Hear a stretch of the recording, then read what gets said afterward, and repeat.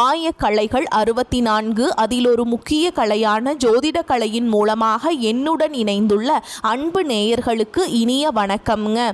துலாம் ராசி நேயர்களுக்கு புதுசாக அப்படி என்ன இருக்க போகுது, எப்பவும் போல வாழ்க்கை கீழேயே தான் போகுது அப்படின்னு கதரும் நேயர்களுக்கு ஒரு நல்ல செய்தி காத்திருக்குதுங்க. அந்த செய்தியை தெரிஞ்சுக்கிறதுக்கு முன்னாடி இந்த உலகை காக்கும் முருகப்பெருமானுடைய பாதம் தொட்டு வணங்கி வீடியோக்குள்ளே போகலாங்களா? என்னுடன் சேர்ந்து நீங்களும் இந்த மந்திரத்தை சொல்லிட்டே உங்களால் முடிஞ்சதுன்னா கமெண்ட் பாக்ஸில் ஒரு முறை கமெண்ட் பண்ணுங்க. ஓம் முருகா போற்றி, ஓம் முருகா போற்றி, ஓம் முருகா போற்றி. பழனி ஆண்டவா, செந்தூர் வேலவா, போர் தளபதியே, சேவல் கொடி ராஜாவே, நீதான் ஐயா இந்த அப்பாவி மக்களை கஷ்டங்களிலிருந்து காப்பாற்றி காலம் முழுக்க கூடவே இருக்கணும். இவங்களுக்காக நான் தினமும் உங்ககிட்ட வேண்டிக்கிறேன். இவங்களுக்கு ஒண்ணுனா நீதான் ஐயா பொறுப்பு. அப்படியே நான் சொல்லும் ஜோதிடமும் பழிக்க நீதான் ஐயா அருள் புரியணும். தினமும் உங்களுக்கு கிரகநிலை மாற்றத்தால் வரக்கூடிய சுப பலன்களை அறிய கட்டாயம் சப்ஸ்கிரைப் பண்ணி பெல் பட்டன் அப்புறம் ஆல் ஆப்ஷன் இருக்கும், அதையும் கொடுத்து வைங்க.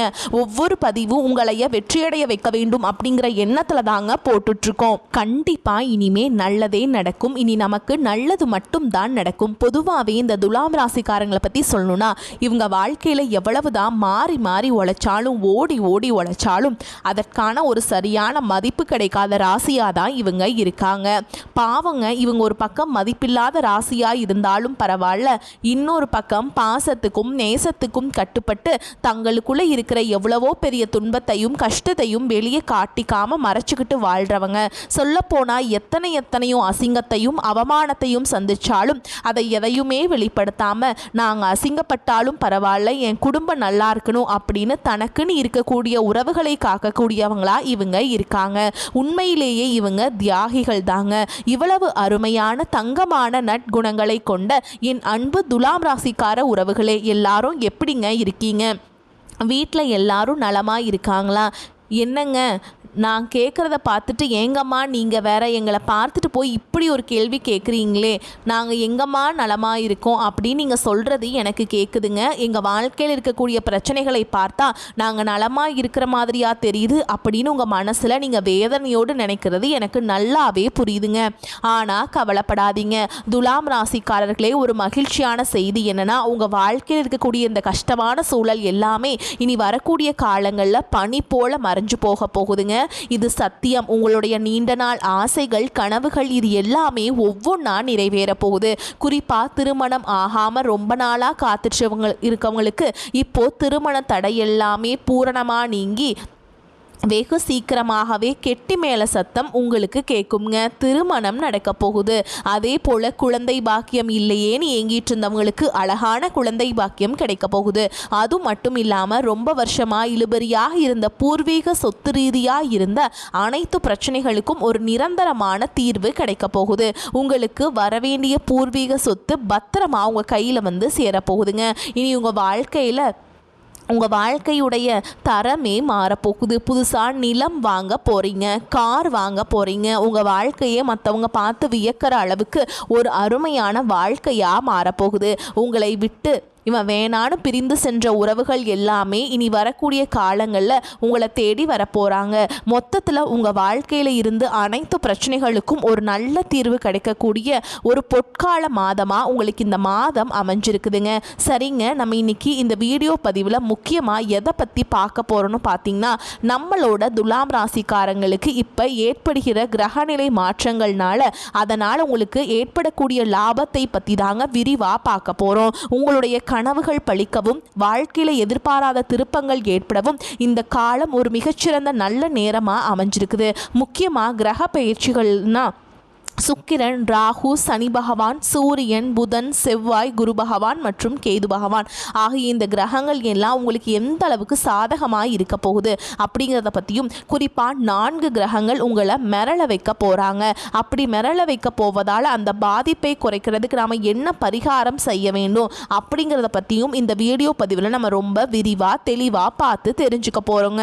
பொதுவாகவே துலாம் ராசிக்கு இப்போ 4 கிரகங்கள் பலமாக சப்போர்ட் செய்ய போகிறாங்க. அதில் முதலாவதா செவ்வாய் பகவான் 4வது இடத்துல இருக்கிறதுனால இதில் ஒரு சின்ன விஷயம் என்னன்னா, நீங்கள் முக்கியமான ஒரு ஒரு முக்கியமானவங்க கிட்ட போய் ஒரு உதவி கேட்டால் அது டக்குன்னு கிடைக்காதுங்க. ஆனால் அவங்க மேலே பாசமானவர்கள் கிட்ட போய் உதவி கேட்டால் அவங்க உங்களுக்கு செய்ய வேண்டிய ஒரு கட்டாயம் ஏற்படும். இன்னொரு விஷயம் என்னென்னா,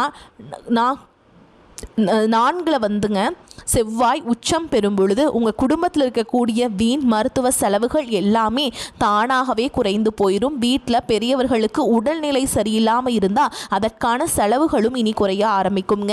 அது மட்டும் இல்லாமல் மண் மற்றும் பூமி சம்பந்தமான லாபங்கள் உங்களுக்கு அதிகமாக கிடைக்கும். ஏதாவது ஒரு பொருளை அடமானம் வைத்து புதுசாக பொருள் வாங்க நினச்சா அதுக்கு எதிர்பார்த்ததை விட அதிக பணம் கிடைக்கும். கடன் பிரச்சனைகள்லேருந்து நீங்கள் முழுசாக வெளிவர ஒரு நல்ல வாய்ப்பு கிடைக்க போகுது. பயன்படுத்திக்கோங்க. அடுத்ததாக பார்த்தீங்கன்னா சுக்கிரன் அவர் பூர்வீக புண்ணிய ஸ்தானத்துக்கு போகிறதுனால உங்களுக்கு பூர்வீக யோகங்கள் அமோகமாக கிடைக்க போகுது. பூர்வீக வீட்டில் போய் இருக்க வேண்டிய ஒரு சூழல் அல்லது கட்டாயம் ஏற்படும். குடும்பத்தாரோடு எல்லாரும் ஒன்றா சேர்ந்து மகிழ்ச்சியாக விழா கொண்டாடக்கூடிய ஒரு சூழல் ஏற்படுங்க.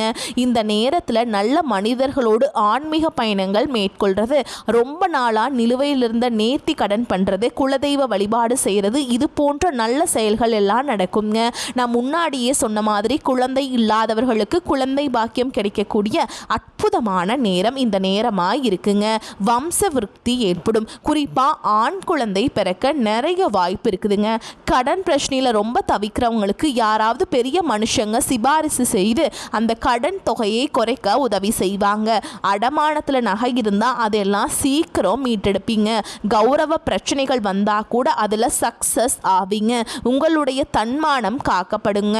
அடுத்ததாக குரு பகவான் 9வது இடத்துல அருள் பாலிக்கிறதுனால முகம் தெரியாத மனிதர்களால் கூட உங்களுக்கு உதவிகள் கிடைக்குங்க. கௌரவ பிரச்சனைகள் எல்லாமே விலகுங்க. சொந்த பந்தங்கள் மீண்டும் உங்களை திரும்பி பார்ப்பாங்க. மொத்தத்தில் கிரகங்கள் உங்களை கைவிடாது.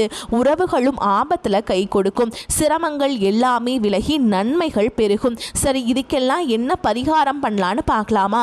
செவ்வாய்க்கிழமைகளில் அப்படி இல்லைனா தேய்பிறை அஷ்டமி அன்னைக்கு கால பைரவர் கோயிலுக்கு போய் அவருக்கு மனதார அபிஷேகம் செய்து தயிர் சாதம் அன்னதானம் பண்ணுறது ரொம்ப ரொம்ப நல்லதுங்க. வாய்ப்பு கிடைச்சா வடமாலை பைரவருக்கு சாத்தி அந்த வடையும் சேர்த்து அன்னதானம் பண்ணலாம். இதனால் உங்களுக்கு பிடிச்ச தரித்திரம், கஷ்டம், கடன் தொல்லை எல்லாமே விலகுங்க. உறவுகள்னு பார்த்தா கடகம், துலாம், விருச்சகம், மேஷ ராசிக்காரங்களோட நீங்கள் நெருக்கம் வைத்துக் கொள்வது உங்களுக்கு நன்மையை ஏற்படுத்தி கொடுக்கும். ஆனால் கும்பராசிக்காரர்கள் இப்போதைக்கு உங்களுக்கு செட் ஆக மாட்டாங்க. அதனால் கும்பராசிக்காரங்கிட்ட பழகும் போதும் நீங்கள் கொஞ்சம் கவனமாக பழகுங்க. அதே போல் வேப்ப மரம், ஆலமரம், அரச மரம் போன்ற மரங்கள் இருக்கக்கூடிய சுவாமிக்கு வழிபாடு செய்கிறது உங்களுக்கு ரொம்பவும் நல்லதுங்க. அதாவது ஏதாவது ஒரு புது யூனிட் ஆரம்பிக்க, இல்லை ஒரு விஷயத்தை சக்ஸஸ் பண்ண, பண தேவைகளை பூர்த்தி பண்ண, இல்லை சமூகத்தில் ஒரு உயர்வான இடத்தை அடைய நினச்சிங்கன்னா இந்த மாதிரி மரத்தில் இருக்கக்கூடிய சாமிக்கு வழிபாடு பண்ணுறது ரொம்ப ரொம்ப விசேஷம். இன்னொரு எளிமையான பரிகாரம், அபிராமி அந்தாதியில் இருக்கக்கூடிய 15வது பாடலை உங்கள் வீட்டில் சாயங்காலம் விளக்கேற்றி வைத்து தொடர்ந்து பாடி வர குடும்பத்தில் ஒரு நல்ல நிலைமை ஏற்படும். அன்பு நேயர்களை, எதற்கும் கவலைப்பட வேண்டாம். இப்போ நடக்கிற கிரகநிலை மாற்றம் உங்களுக்கு கண்டிப்பாக நல்ல யோகத்தை தாங்க தரும். உங்களுடைய எண்ணம் போல் உங்கள் வாழ்க்கை அருமையாய் இருக்கும். இது நாள் வரைக்கும் உங்களை வேண்டான்னு ஒதுக்கி வச்ச சொந்த பந்தங்கள் எல்லாருமே இனி வரக்கூடிய காலங்களில் உங்களை தேடி வரப்போகிறாங்க. திருமணம் ஆகாதவர்களுக்கு திருமண தடை நீங்கி உங்களுக்கு ஏற்ற சரியான வாழ்க்கை துணையோடு திருமணம் ஜம்முன்னு நடக்க போகுதுங்க. உங்களுடைய உடல்நிலை ரொம்ப ஆரோக்கியமாக இருக்க போகுது. சுருக்கமாக சொல்லுனா உங்களுடைய வாழ்க்கையே ஒரு சொர்க்க வாழ்க்கையாக மாறப்போகுது. பொதுவாகவே நம்மளுடைய வாழ்க்கையில் கசப்பான உண்மைகளை ஏற்றுக்கொள்பவர்கள் தான் நல்ல நிலைக்கு செல்வாங்க. இந்த உலகத்தை நாம் சரியான புரிதலுடன் கடந்து செல்ல வேண்டும். துலாம் ராசிக்காரர்களுக்கு இந்த பதிவு ஒரு நல்ல வழிகாட்டியாக இருக்கும்னு நான் நம்புறேங்க. சரியான நேரத்தில் சரியான தகவல் கிடைத்தால் அவர்கள் வாழ்க்கையை எளிதாக புரிந்து கொண்டு மிகச்சிறந்த உயர்ந்த நிலைக்கு செல்வாங்க. உங்கள் வாழ்க்கையில் இது நாள் வரைக்கும் இருந்த அனைத்து பிரச்சனைகளுக்கும் ஒரு தீர்வு கிடைக்கக்கூடிய காலகட்டமாக உங்களுக்கு இந்த காலகட்டம் அமைஞ்சிருக்குதுங்க. வாழ்க்கையில் ஒரு விஷயம் புரிஞ்சுக்கோங்க, ஒரு முறை நல்லதை ஈர்க்கும் வட்டத்துக்குள்ளே நம்ம வந்துட்டா தெளிவான பார்வைகளுடன் எல்லா நல்ல விஷயங்களும் நம்மளால் ஈர்க்க முடியுங்க. வாழ்க்கையில் 2 வட்டங்கள் இருக்குங்க. ஒன்று எப்போ பார்த்தாலும் புலம்பிக் கொண்டு கஷ்டத்தை ஈர்ப்பவர்கள், மற்றொன்று அதிலிருந்து மீண்டு வந்து நம்பிக்கையோடு நல்லதை ஈர்ப்பவர்கள். நீங்கள் 2வது வகையாக இருக்கணும். ஏன்னா நல்லவர்களுக்கு நல்லதே நடக்கும். துலாம் ராசிக்காரர்கள் மற்றவங்களுக்காக ஓடி ஓடி உதவி செய்யும் ராசியாக இருந்தாலும் கஷ்டம்னு வரும்போது அவர்களுக்கு யாரும் உதவி செய்ய வரதில்லைங்க. அதுதான் நிதர்சனம். வர 2026 வருஷத்தில் இந்த வருஷம் அதாவது வேலை மற்றும் தொழில் சார்ந்த பெரிய முடிவுகளை எடுக்க வேண்டிய சூழல் உங்களுக்கு ஏற்படும். நீங்க பொருளாதாரத்தில் கொஞ்சம் டவுனா இருந்தா உங்களை மிதிச்சிட்டு போறாங்கல்ல, அவங்க மத்தியில் நீங்கள் யார் என்று நிரூபித்து காட்ட வேண்டும். காலம் நேரங்கள் இப்போ கொஞ்சம் சரியில்லை என்றாலும் வெற்றியை அடைவதற்கான நபராக நீங்கள் எப்பொழுதும் தயாராக இருக்க வேண்டும். நல்லதை அடைவதற்கு, நல்லதை ஈர்க்கும் மனிதனாக இருப்பதற்கும் நீங்கள் எப்போவும் பிரகாசமாக இருக்க வேண்டும். தொழில் சார்ந்த மாற்றங்களுக்கு நீங்கள் தயாராக இருக்க வேண்டும். மாற்றங்கள் நிச்சயமாக வந்தே தீரும். சில நேரம் சரியில்லை என்றாலும் நம்மளுடைய 3 வேளை உணவுக்காக நம்ம வேலை செஞ்சுதாங்க ஆகணும். வேற வழியே கிடையாதுங்க. ஜோதிட கணிப்புகள் நம்ம காதில் விழும்போது அதை எப்படி கையாள வேண்டும், அதை எப்படி வாழ்க்கையில் செயல்படுத்த வேண்டும் என்பதை நம்ம தெளிவாக புரிஞ்சு கொள்ள வேண்டும். குடும்பத்தில் அந்யோன்யம் அதிகரிக்க குடும்பத்தில் இருப்பவரிடம் அவசரப்பட்டு வார்த்தைகளை விடக்கூடாது. ப்ளீஸ் உங்கள் பேச்சில் கொஞ்சம் கவனம் இருக்கணுங்க. துலாம் ராசியில் பிறந்தவர்கள் தயவு செஞ்சு குடும்ப விவகாரங்களை வெளியில் சொல்லவே கூடாதுங்க. குடும்பத்தில் நடக்கும் விஷயங்களை வெள்ளந்தியாக மற்றவங்க கிட்ட வெளிப்படையாக சொல்வதால் பல பிரச்சனைகள் ஏற்படும். குடும்பம் ரீதியாக வரக்கூடிய பிரச்சனைகளுக்கு நம்மளுடைய அலட்சியமும் வார்த்தைகளும் தவறான முடிவுகளுமே முக்கிய காரணமாக இருக்கும்.